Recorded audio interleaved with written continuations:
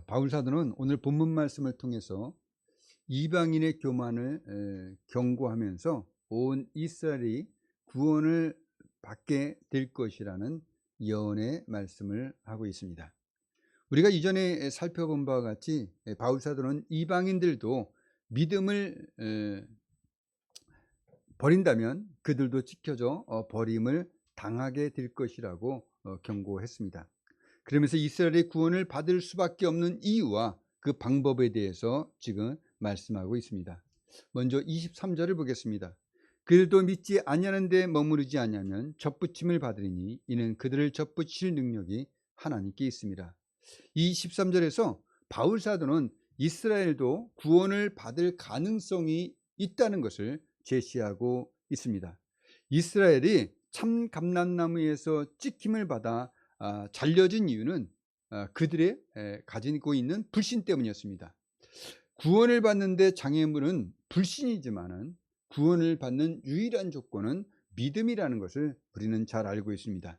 그래서 바울 사도는 이스라엘이 하나님 나라에 들어갈 수 있는 조건으로서 믿지 아니하는데 머무르지 않을 것을 제시하고 있어요.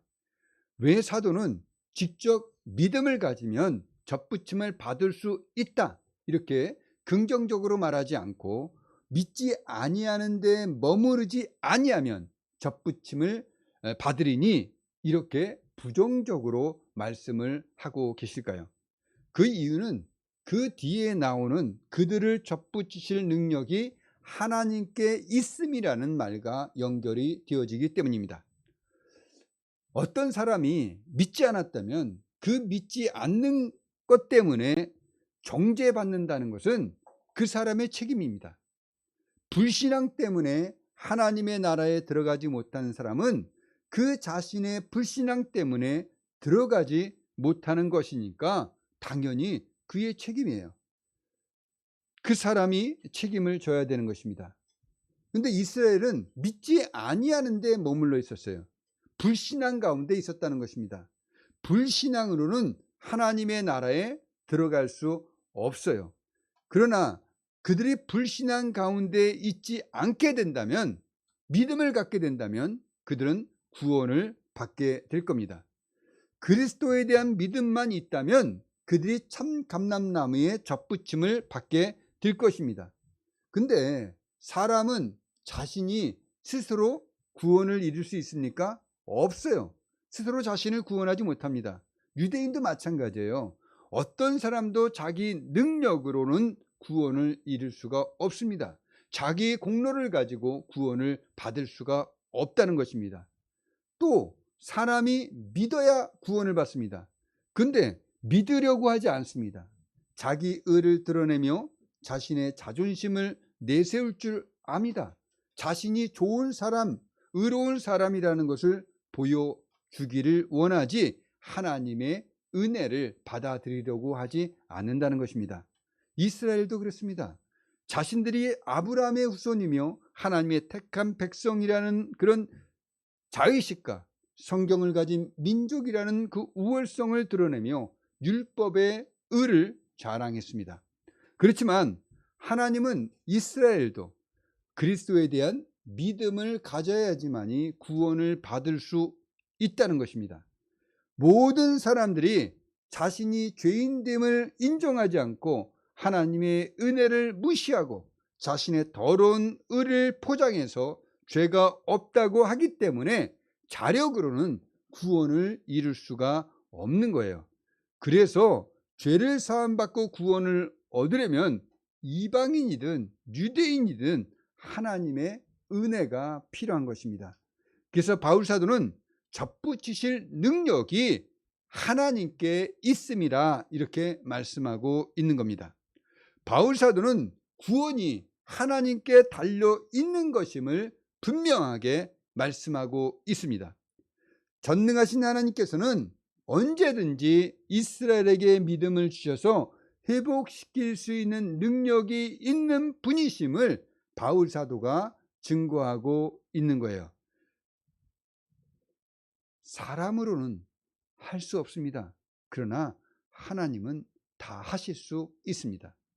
하나님은 죽은 자를 살리시기도 하며 없는 것을 있는 것으로 부르시는 이시라는 것을 여러분 믿으십니까? 아멘. 자, 그렇다면 우리가 어떻게 구원을 받았습니까?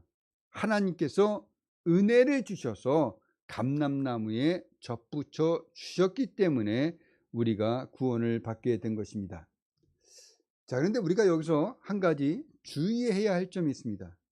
지금 바울 사도는 바울 사도의 시대에 살고 있는 이스라엘 사람들, 그 개개인을 지칭하면서 말하고 있는 것이 아니라는 거예요. 우리가 이 말씀을 읽으면서 착각하는 것은 바울 사도 당시에 예수님을 못 박아 죽이고 예수님을 믿는 그리스도인들을 박해하며 교회에 박해 있었던 이스라엘 사람들을 말하는 것으로 우리가 생각하기 쉽습니다. 그러나 바울 사도 당시의 이스라엘 사람들 개개인의 구원에 대해서 말하는 것이 아니라는 겁니다. 당시에 이스라엘 사람이었던 바울은 예수 그리스도에 대한 신앙을 가지고 이방인의 사도로서 이방인에게 복음을 전하고 있었습니다. 또 다른 많은 예수님의 제자들, 그 사도들과 복음을 믿은 많은 이스라엘 사람들도 그리스도에 대한 믿음을 가졌습니다. 개인적인 구원은 바울 당시에 적은 수였지만은 개인적인 구원이 일어나고 있었어요. 또 하나님께서는 먼저 유대인인 사도들과 그 밖에 돕는 자들을 통해서 복음이 전파되어지도록 사용하셨습니다.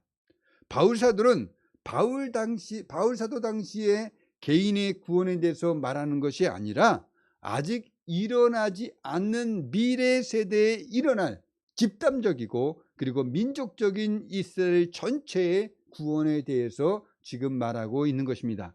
그러니 24절에서 제일 앞에 그들도와 중간에 그들을 이해할 때는 미래 시대에 일어날 한 민족으로서의 유대인들을 말하는 것이다, 이렇게 이해하셔야만 합니다.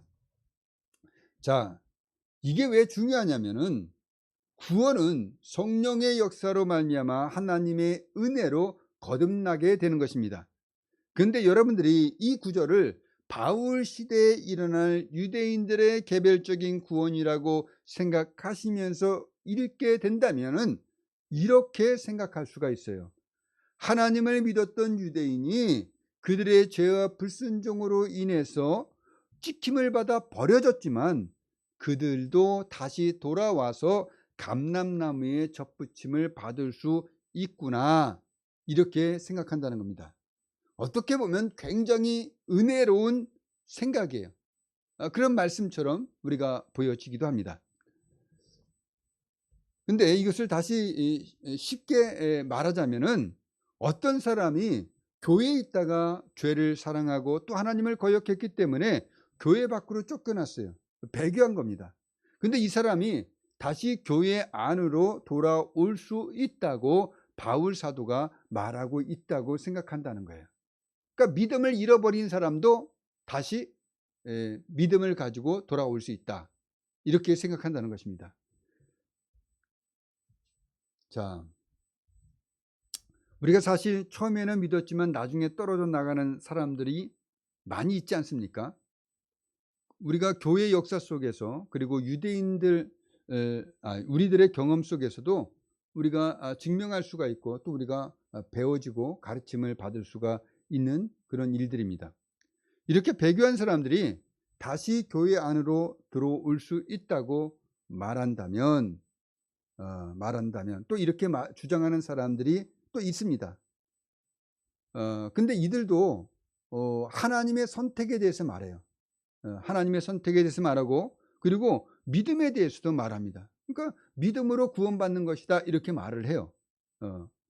자, 그런데 이 믿음이 확정적인 것이 아니라는 거에 이 차이점이 있다는 것입니다. 왜냐하면은 사람이 믿다가 어떻게 해요? 배교할 수 있어요. 그죠? 배교할 수 있어요. 배교하는 사람들 많이 있잖아요. 그죠? 배교할 수 있습니다. 그래서 하나님은 이 믿음 안에서 인내하는 사람만이 최종적으로 구원할 수 있다고 이들은 주장합니다.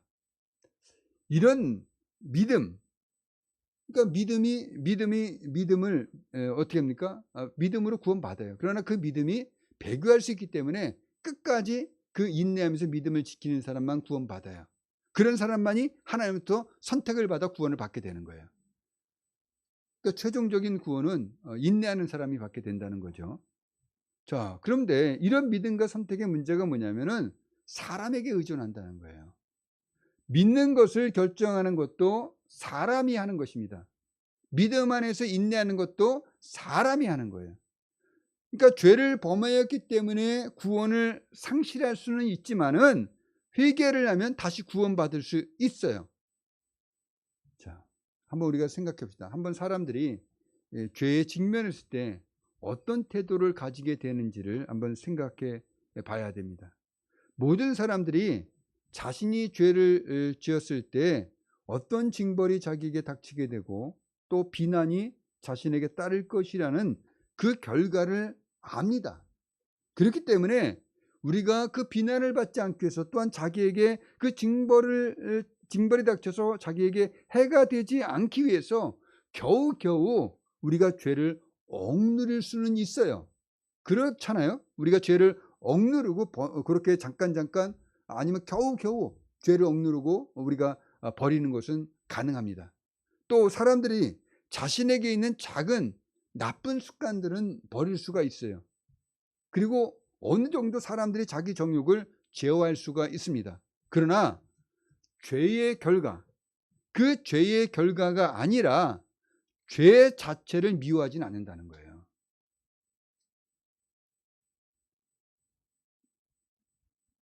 또 하나님의 말씀을 따라 살면서 하나님을 정말 기쁘시게 해드리고 싶기 때문에 죄를 버리는 사람이 없다는 겁니다. 즉 우리 마음은 죄를 향해서 끊임없이 죄를 향해서 나아가고 있어요. 우리 마음이 죄를 향하고 있다는 것입니다. 죄는 우리의 마음의 문지방에서 항상 틈을 노리고 있다는 겁니다.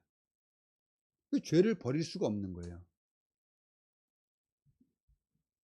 자, 얼마 동안은 그 죄의 결과가 너무 쓰라리기 때문에 내가 죄를 졌어요. 그래서 그 죄의 결과가 너무 쓰라려요. 너무 아파요.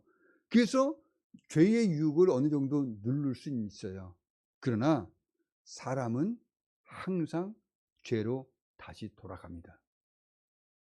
사람의 마음의 경향과 성향이 늘 죄를 향하기 때문에 우리가 몇몇 특정한 죄를 짓고 안 짓고 이게 중요한 게 아니에요.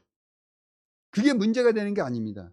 죄를 버리려고 해도, 죄를 이겨보려고 해도 그 죄가 나에게서 다시 나타난다는 것을 안다는 것입니다. 그러니까 내가 죄를 이겨보려고 죄를 버리려고 아무리 노력한다고 할지라도 죄는 계속해서 내 안에서 일어나고 있다는 거예요. 그렇기 때문에 죄를 이겨보고 또한 죄를 안 지려고 내가 노력한다는 것이 전혀 소망이 없다는 것을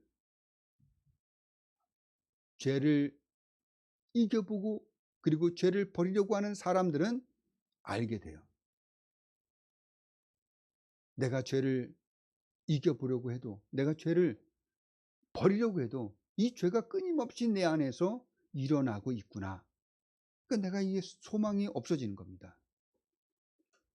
더군다나 사람이 스스로 하나님을 믿거나 회개할 마음도 가질 수가 없다는 것입니다. 사람의 마음은요, 하루에도 자신의 이기심과 욕망에 따라 수시로 변합니다. 그런 인간이 하나님의 주시는 은혜 없이 믿음 안에서 인내할 수가 없다는 거예요. 그러니 인간이 자신의 결단으로 예수 그리스도를 믿어 구원에 이르고 그리고 인내해서 최종적으로 영생을 갖게 되었다거나 죄를 짓고 회개하면, 그러니까 자기가 죄를 짓고 다시 자기가 회개하는 거죠. 그럼 다시 구원을 얻을 수 있다. 이것은 불가능한 일입니다. 할 수 없는 일이에요.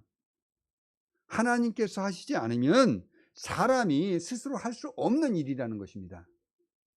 이렇게 사람이 구원을 받았다가 죄를 지으면 구원에서 떨어졌다가 회개하면 다시 회복할 수 있다는 것은 중생한 자가, 그러니까 거듭난 자가 그 중생을 잃어버렸다가 다시 중생을 회복한다는 것과 같은 말입니다.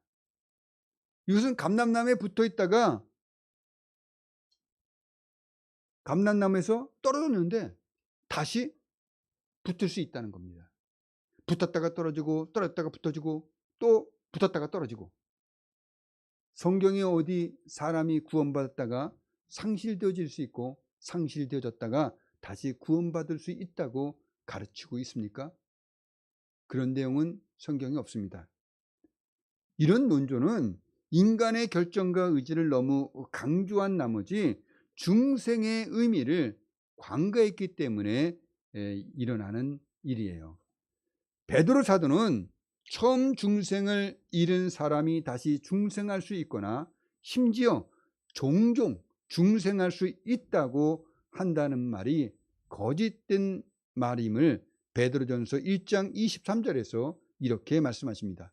너희가 거듭난 것은 썩어질 씨로 된 것이 아니요 썩지 아니할 씨로 된 것이니 살아있고 항상 있는 하나님의 말씀으로 되었느니라.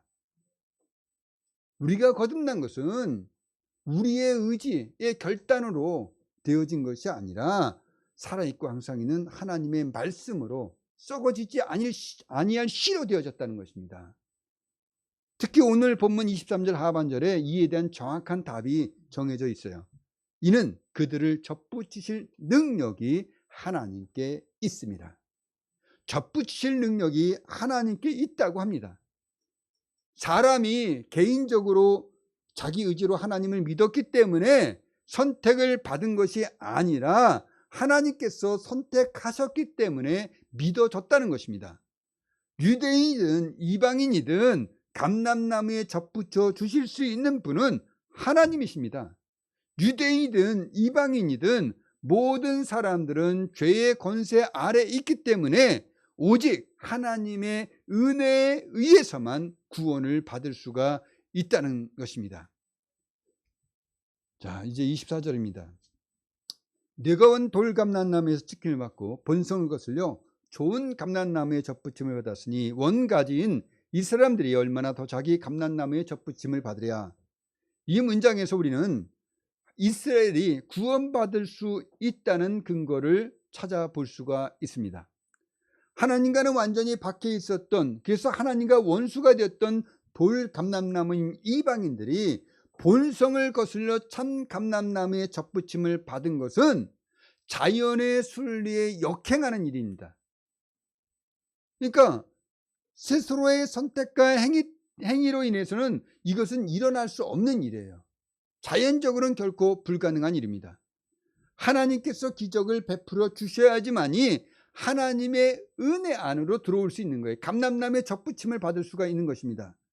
이렇게 전혀 참 감람나무에 속하지 않은 그런 이방인들이 참 감람나무에 접붙임을 받게 하신 분이 하나님이시라면 원래 참 감람나무의 거룩한 뿌리에 속해 있어 그 진액을 받았던 가지였던 그 이스라엘을 다시 참 감람나무에 접붙임을 받게 한다는 것은 돌감람나무를 참 감람나무에 접붙임을 하는 것보다 더 쉬운 일이라는 것입니다. 우리도 교회에 한 번도 안 나온 사람보다는 그래도 교회에 나온 사람은 교회를 이해하니까 우리가 대하기가 편하잖아요. 그죠? 네. 자, 왜냐하면은 하나님께서 더 불가능한 이방인들을 구원해 주셨기 때문에 그래도 하나님을 믿고 알고 있었던 그런 유대인들을 구원하는 것이 하나님께 더 쉬운 일이다. 이렇게 말하는 것입니다. 그래서 유대인들이 구원을 받을 수 있다는 거예요. 그러니 사랑하는 성도 여러분, 우리가 복음을 전할 때 보면 안 될 것 같은 사람이 되고 될 것 같은 사람이 안 되는 경우를 종종 경험하게 됩니다. 내 믿음과 내가 바라보았던 그 사람에 대한 믿음과 또 내 생각과 내 기분을 따라 전하면 우리가 될 것 같은 사람이 안 되니까 감정의 기복이 심하게 됩니다. 낙심하게 돼요. 그래서 이런 감정에 휩쓸리게 되면 복음을 전하기가 좀 싫어집니다. 그러니 우리가 자신의 의지로 자신의 의지나 또 자신의 생각으로 우리가 복음을 전하는 것이 아니라 성령의 인도를 받으며 하나님을 의지하고 의리하면서 복음을 전하시길 바랍니다. 왜냐하면 하나님만이 구원을 주실 수 있는 분이시기 때문입니다. 자, 그렇다면 언제 이스라엘이 구원을 얻게 됩니까? 25절과 26절 상반절입니다. 형제들아, 너희가 스스로 지혜 있다면서 이 신비를 너희가 모르기를 내가 원하지 아니하노니, 이 신비는 이방인의 충만한 수가 들어오기까지 이스라엘의 더러는 우둔하게 된 것이라. 그리하여 온 이스라엘이 구원을 받으리라. 바울 사도는 이스라엘이 믿지 않는 것은 아예 영원히 믿지 않는 것이 아니라 이방인의 충만한 수가 들어오기 전까지는 우둔해져서 믿지 않게 될 거라고 말씀하고 있어요. 그러나 이방인의 충만한 수가 들어오고 난 후에는 민족적인 그런 이스라엘의 구원이 있게 될 것이라고 예언하고 있다는 것입니다. 하나님께서는 창세전부터 영원한 목적을 가지시고 하나님이 선택하신 백성의 구원과 관련해서 완벽한 계획을 세워 놓으셨습니다. 이 계획 안에는 구원받을 사람들의 수를 정해 두셨어요. 그러니까 구원받을 사람의 수는 확정되어져 있습니다. 그 중에 이방인 중에서 구원하기로 작정된 수가 있다는 거예요. 이방인 중에 구원받기로 정해진 수를 25절에서 충만한 이방인의 충만한 수라고 이렇게 말하고 있습니다. 즉 이방인의 충만한 수가 있다는 겁니다. 근데 이 숫자가 얼마나 되는지 우리는 알지 못해요. 이방인 중에 구원받기로 작정된 숫자가 얼마나 되는지 우리는 모르고 또 그 수가 언제 다 채워지는지는 이 성경에서 가르쳐주고 있지 않습니다.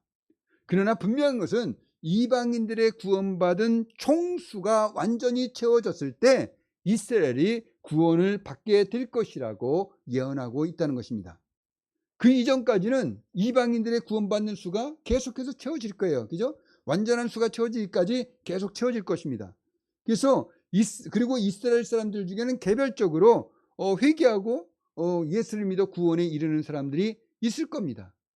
초대교회도 그랬으니까 지금까지 또 그렇게 하고 있으니까 그렇게 되어질 거예요. 그러나 이방인들의 충만한 수가 채워지기 전까지 이스라엘이 민족적으로는 우둔하여서 예수를 믿지 않을 거라는 겁니다. 그러나 이방인 중에 구원받기로 예정된 그 총 수가 다 채워졌을 때 온 이스라엘이 집단적으로 정말 민족적으로 구원을 받는 신비로운 일들이 일어나게 될 것임을 바울 사도는 비밀로 하지 않고 공개적으로 알려주고 있다는 것입니다. 자, 26절 하반절 말씀입니다. 기록된 바 구원자가 시온에서 오며 야곱에게서 경건하지 않은 것을 돌이키셨고, 그러니까 구원자가 시온에서 온다고 합니다. 자, 이 예언은 구원자, 즉 예수님의 강림에 대한 말씀이에요. 근데 시온에서 온다고 합니다. 어떤 사람들은 이 시온에서 온다는 이 말씀을 주님의 첫 번째 강림으로 이해하려고 합니다. 그러니까 예수님께서 육신으로 이 세상에 오셨을 때 그것이 오셨을 때 이 시온에서 온다고 한다는 것이에요. 근데 이 말은 성경에는 없습니다. 예수님이 베들레헴에서 태어나셨기 때문에 첫 번째 강림으로 우리가 이해할 수 없어요. 또 야곱에게서 경건하지 않은 것을 돌이키지도 않았어요. 자, 이스라엘 뜻하는 야곱은 오히려 예수님이 오셔서 어떻게 했습니까? 더 강팍해졌어요. 경건치 못함을 돌이키지 않았어요. 그들은 오히려 예수님을 십자가에 못 박혀 죽였습니다. 예수님을 믿지 않았어요. 그래서 감람나무에서 찍혀 버려졌어요. 그러니 시온에서 온다는 말은 첫 번째 강림이 아닌 것은 분명합니다. 그리고 두 번째 강림으로 말하기도 합니다. 예수님의 재림은 그러니까 두 번째 강림은 예수님의 재림이잖아요. 그러니까 예수님의 재림은 야곱에게서 경건한 것을 돌이키기 위해서 오시는 것이 아니라 최후의 심판을 하기 위해서 오시는 거예요. 그러니 여기서 시온은 영적으로 해석해야 됩니다. 여기서 시온은 천상, 즉 하나님의 집이에요. 우리 주님께서 하늘에서 자신의 영향력을 행사하셔서 경건치 않은 이스라엘을 돌이키시고 그들을 예수가 그리스도 되심을 믿게 하셔서 구원으로 인도하실 것임을 말하고 있다고 우리가 이해해야지만이 이 본문의 의미를 우리가 바르게 살아나게 할 수가 있습니다. 이때는 하나님께서 이방인들에게 하셨던 것처럼 그리고 유대인들 개개인을 구원하셨던 것처럼 온 이스라엘이 예수가 그리스도 되심을 믿어지도록 하실 것입니다. 그래서 그들의 모든 죄에서 구원하여 주시게 될 것입니다. 자, 27절입니다. 내가 그들의 죄를 없이 할 때 그들에게 이루어질 내 언약이 이것이람 같으니라. 사도는 이렇게 말하고 있습니다. 하나님께서 은혜와 회개의 영을 부어주셔서 그들의 경건치 않은 것을 다 제거할 것이다. 그러니까 그들의 죄를 용서하셔서 그들의 죄를 없이 하시고 그들에게 믿음을 선물로 주셔서 그들을 구원으로 인도하시고 그들을 다시 감람나무에 접붙이시게 될 때 그때 비로소 하나님께서 이스라엘과 맺은 언약이 완성되어지는 것이다. 이렇게 말하고 있는 거예요. 자, 이렇게 온 이스라엘이 회개하고 어린아이들처럼 기뻐함이 예수님께로 돌아오게 되었을 때 받게 되는 은혜는 개개인이 범한 모든 죄뿐만 아니라 그 이스라엘 공동체가 범한 모든 죄를 사함받아 구원에 이르게 되는 것입니다. 하나님의 언약이 하나님의 약속하신 그 말씀대로 이루어지게 되는 거예요. 그래서 이스라엘이 참 감람나무에 다시 접붙임을 받게 된다는 것입니다. 그래서 하나님께서 구약 예레미야 31장 31절에 뭐라고 말씀하십니까? 여호와의 말씀이니라 보라 날이 이르리니 내가 이스라엘 집과 유다 집에 새 언약을 맺으리라. 이 새 언약이 제시된 대로 하나님께서 이스라엘과 맺은 옛 언약인 율법에 의가 아니라 예수를 그리스도로 믿음으로 구원을 받게 되는 새로운 차원에서 이 이스라엘이 구원을 받게 되는 일들이 이루어지게 된다는 것입니다. 그래서 예레미야 31장 33절은 뭐라고 말하냐면 그러나 그날 후에 내가 이스라엘 집과 맺은 언약은 이러하니 곧 내가 나의 법을 그들의 속에 두며 그들의 마음에 기록하여 나는 그들의 하나님이 되고 그들은 내 백성이 될 것이라. 여호와의 말씀이니라. 이 말씀처럼 하나님의 법이 마음속에서 작용되고 마음에 기록되어 하나님과의 관계가 회복되어지는 것을 보여주고 있는 말씀이에요. 그러니까 이스라엘은 구약에서 예언한 대로 최종적으로 구원을 받게 될 날이 오게 될 것이라는 것입니다.